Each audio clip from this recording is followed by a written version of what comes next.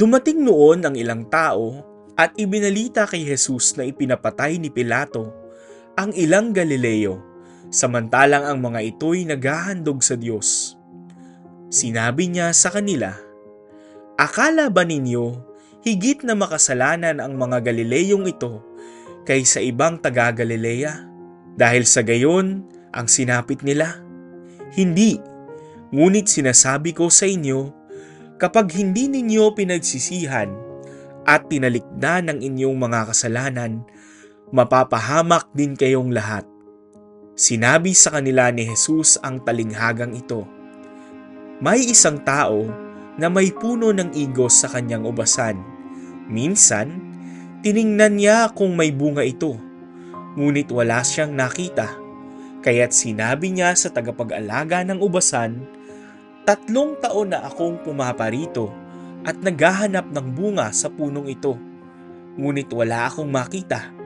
Putulin mo na, nakasisikip lang iyan." Ngunit sumagot ang tagapag-alaga, "Huwag po muna nating putulin sa taong ito. Huhukayan ko ang palibot at lalagyan ng pataba. Kung mamunga po ito sa darating na taon, mabuti. Ngunit kung hindi, putulin na natin." Ang Kwaresma ay panahon upang suriin natin ang ating mga sarili, tingnan ang ating mga kalakasan, kahinaan, mga oportunidad at mga balakid. Panawagan sa panahong ito ang malalim na pagtingin sa ating kalagayan bilang mga alagad ni Jesus at kasapi ng Iglesia.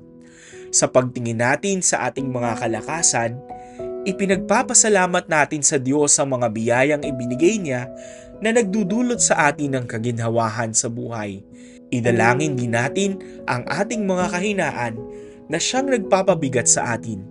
Ang ating makitid na pananaw, pangit na pag-uugali, mga bisyo, maging ating mga karamdaman.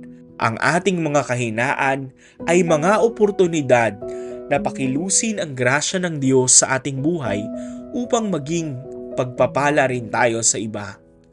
Ang mga kahinaan naman at balakid na hindi natin mahanapan ng lunas sa sarili nating galing ay ialay natin sa Diyos. Dahil tayo bilang mga alagad ay waring mga puno, minsan may bunga, minsan wala. Tanging ang Panginoon lamang at ang ating pakikiisa sa Kanyang layon ang magdudulot sa ating maging alagad na may masaganang bunga.